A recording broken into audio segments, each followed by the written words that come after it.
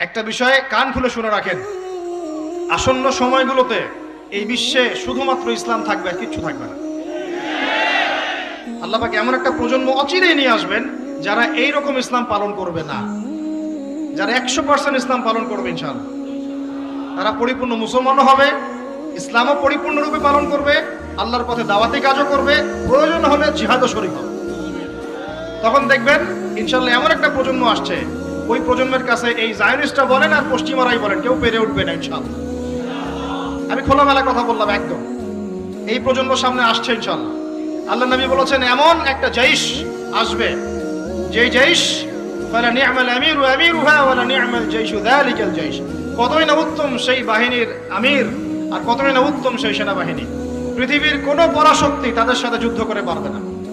আস্তে আস্তে আস্তে আস্তে ওরা বাইতুল মুকাদ্দাস পর্যন্ত জয় করবে, কেউ ঠেকাতে পারবে না।